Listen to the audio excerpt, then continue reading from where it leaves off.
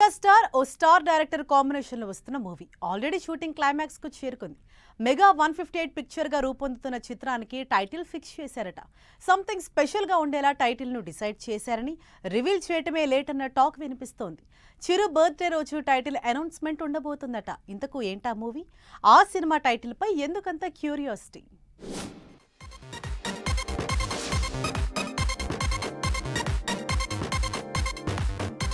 Megastar Chiranjeevi director Bobby combination లో తెరకెక్కుతున్న mega 158 సినిమాకు టైటిల్ పై ఆసక్తికరమైన టాక్ వినిపిస్తుంది.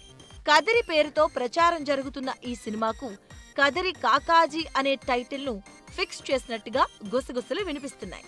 చిరంజీవి బర్త్డే సందర్భంగా ఆగస్టు 22న టైటిల్ తో పాటు స్పెషల్ గ్లింప్స్ విడుదల చేసేందుకు మేకర్స్ ప్లాన్ చేస్తున్నారట.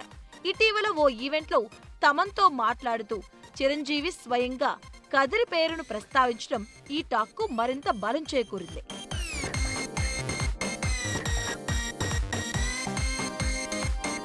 ఇక కదిరి కాకాజీ టైటిల్ వెనుక ఉన్న కారణం కూడా ఆసక్తికరంగానే ఉందట.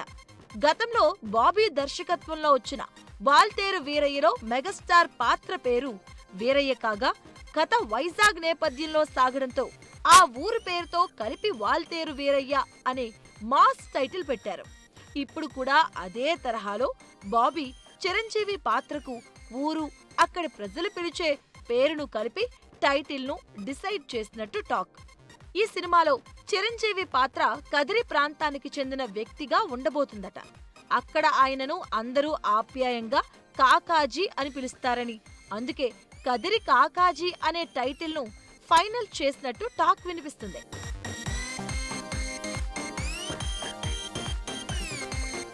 మరోవైపు అనశ్వర రాజన్ చిరంజీవి కూతురు పాత్రలో కనిపించబోతున్నట్టుగా ఇప్పటికే వార్తలొచ్చాయి.